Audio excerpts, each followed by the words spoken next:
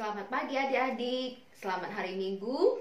Kembali kita datang beribadah kepada Tuhan. Sebelum kita memuji Tuhan, mari kita bersatu hati berdoa. Bapa Surgawi, terima kasih untuk pagi hari. Di hari Sabat Tuhan, kami boleh kembali mencari wajah-Mu dan bersujud di bawah kaki-Mu. Kami rindu untuk memuji, menyembah Engkau. Dan kami rindu juga menjadi domba-domba-Mu yang mendapatkan rumput dan air segar. Berkati ibadah kami ya Bapa. Di dalam dan demi nama Tuhan Yesus kami berdoa. Amin. Nah, adik-adik, apakah dalam keadaan sehat, sukacita? Mari kita menaikkan puji Tuhan, pujian King Kong badannya besar. Jika semua makhluk ciptaan Tuhan, mereka memuji Tuhan, apalagi kita. Semua punya keunikan, termasuk kita juga. Mari dengan segala kelebihan kita memuji Tuhan.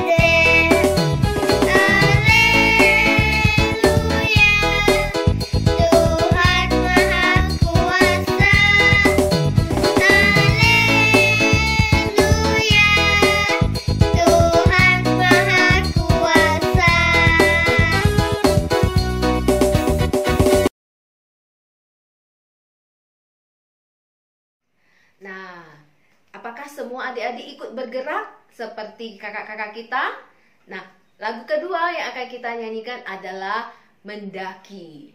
Sekalipun kita tinggal di rumah karena COVID, tapi kita harus bisa memberi kekuatan, memberi semangat dengan imajinasi kita. Kita akan memuji Tuhan sambil menikmati pemandangan alam dengan pujian Kudaki-daki. Hayo, ikut bergerak juga ya.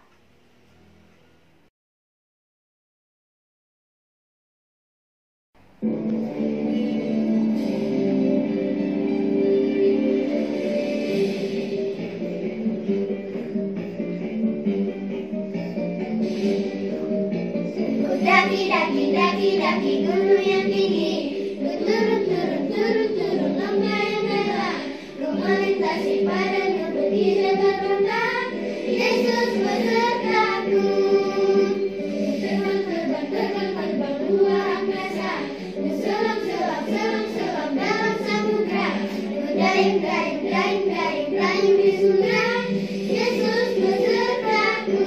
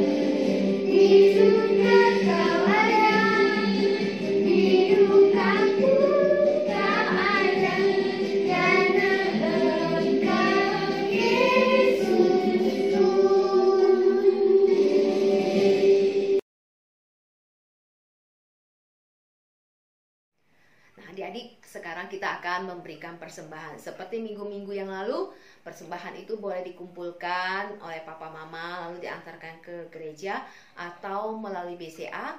Dan ada lagi cara yang baru, yaitu melalui OVO ataupun virtual banking.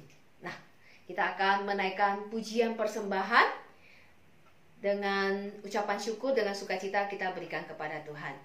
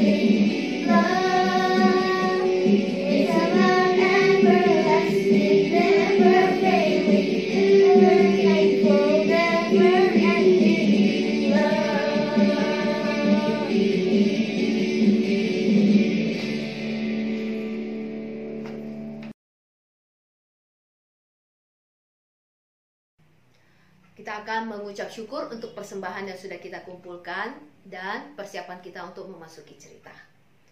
Bapa Surgawi, Engkau Allah yang Maha Pengasih. Engkau memberkati kami dengan kekuatan kesehatan, materi, kebersamaan keluarga. Bahkan jika kami melihat ke dalam diri kami, betapa kami begitu istimewa. Terima kasih Bapa. Dan biarlah apa yang kami berikan berupa materi dapat Allah pakai untuk memperluas kerajaan. Dan saat ini kami tidak hanya memberikan materi ataupun waktu kami mengikuti sekolah minggu saja, tapi kami sungguh memberikan hati kami, hidup kami untuk boleh dipakai Tuhan, untuk boleh menjadi alat Tuhan, walaupun kami masih kecil. Kami mau mulai dengan membaktikan diri kami, menyerahkan hati, pikiran, telinga kami untuk diajar oleh kebenaran firman. Tolonglah saya menyampaikan, dan Roh Kudus mula yang bekerja juga bagi setiap anak-anak yang mengikuti sekolah minggu online. Terima kasih Bapa, di dalam dan demi nama Tuhan Yesus kami berdoa. Amin. Nah, adik-adik, setiap kita diberikan kelebihan keistimewaan. Sama seperti tadi pujian yang kita naikkan. King Kong itu punya keunikan apa? Bebek itu punya keunikan apa? Setiap hewan tumbuhan itu punya keunikan di dalam bentuk, warna, apalagi pokoknya banyak kegunaannya dan fungsinya. Nah, kita juga diciptakan walaupun saudara, walaupun kembar ya, sama papa mamanya, kita juga punya perbedaan, keunikan, keistimewaan yang diberikan oleh Tuhan. Nah, tergantung kita bagaimana kita mempersembahkan itu, mempergunakan itu untuk kemuliaan nama Tuhan. Nah, hari ini kita akan mempelajari firman Tuhan yang terdapat dalam Hakim-Hakim pasal yang ke-13 sampai yang ke-16, yaitu tentang kelebihan seorang tokoh Alkitab yang bernama Simson. Ya, dia punya kelebihan yaitu apa? Powerful, sangat kuat. Bayangin dia punya otot ya.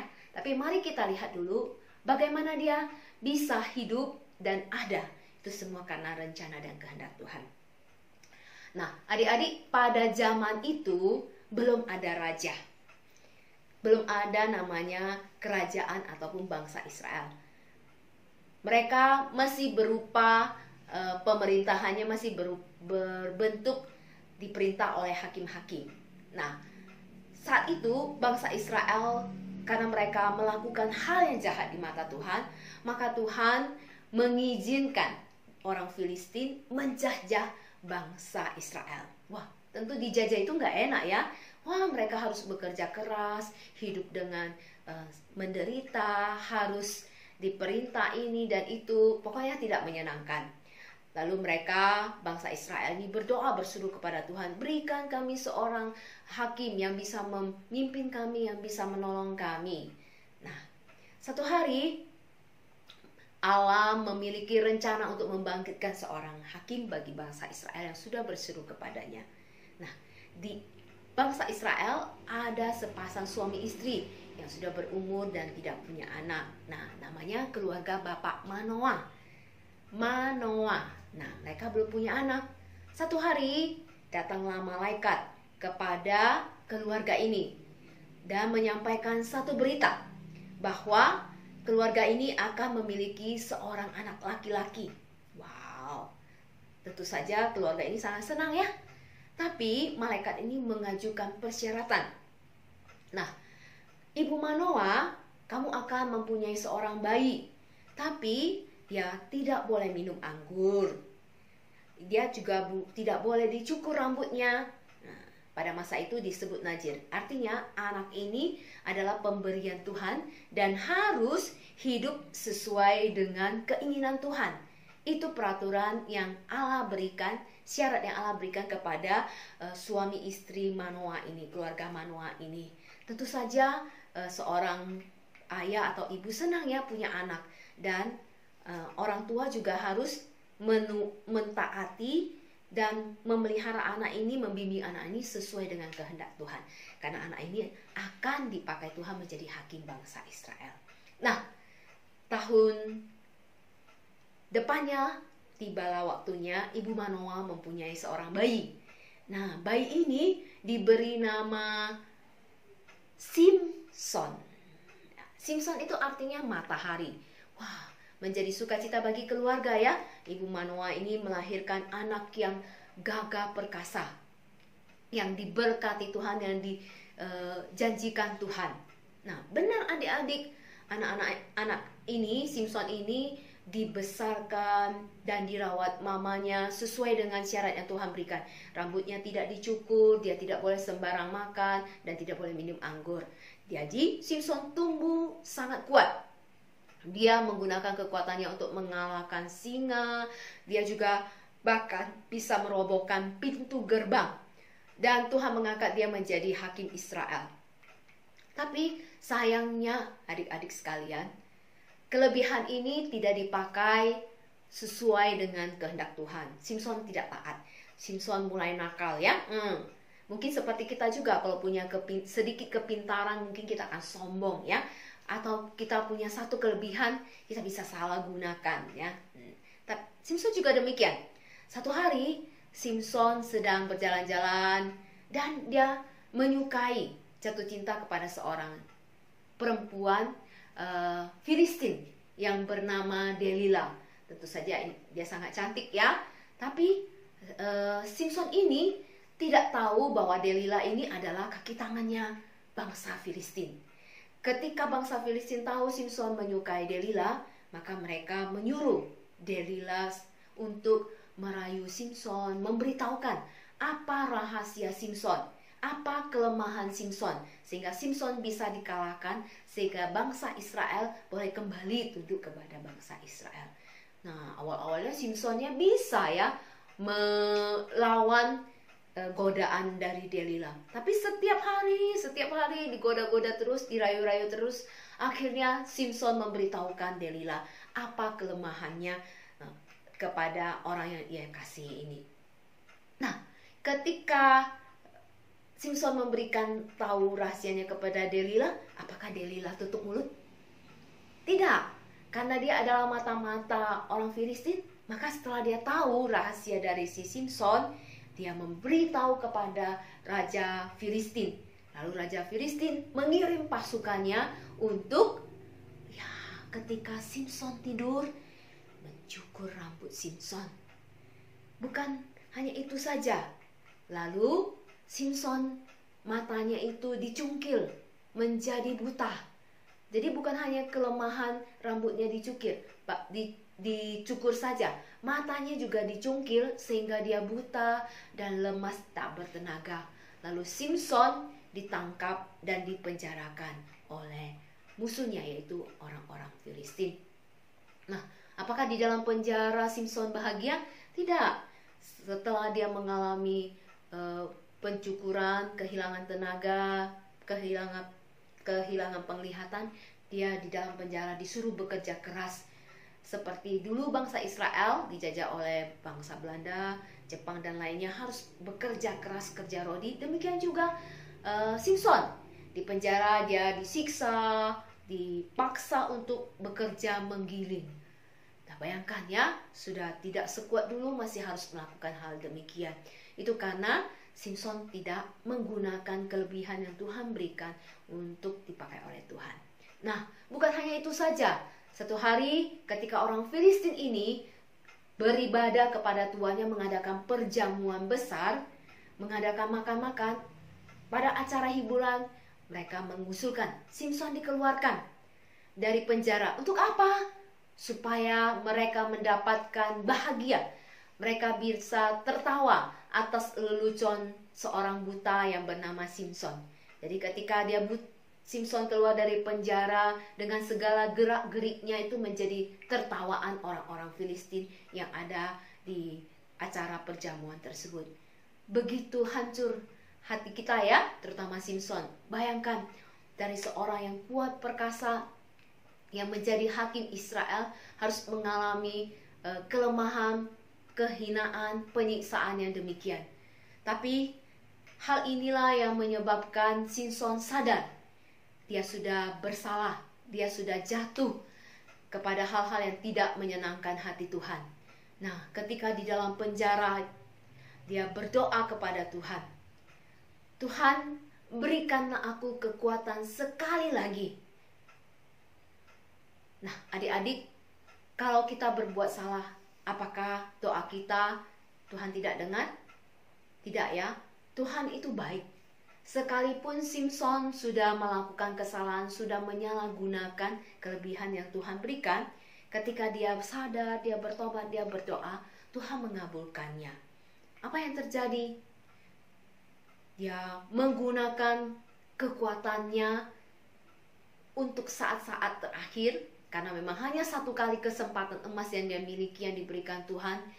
Dia gunakan kekuatan itu untuk menghancurkan gedung di mana orang-orang Filistin melakukan perjamuan. Dia tarik tiang yang mengikat dia, lalu robohlah tiang itu dan gedung itu menimpa semua orang yang ada di dalamnya. Kira-kira ada 3.000 orang Filistin dan raja-raja di dalam gedung itu mati semua, termasuk dia. Itulah akhir kisah hidup Simson, yang diberkati Tuhan, yang sudah dipersiapkan Tuhan untuk boleh menjadi hakim. Tapi karena jatuh dalam penyalahgunaan dan tidak taat kepada Tuhan, akhirnya dia harus mengalami satu penderitaan.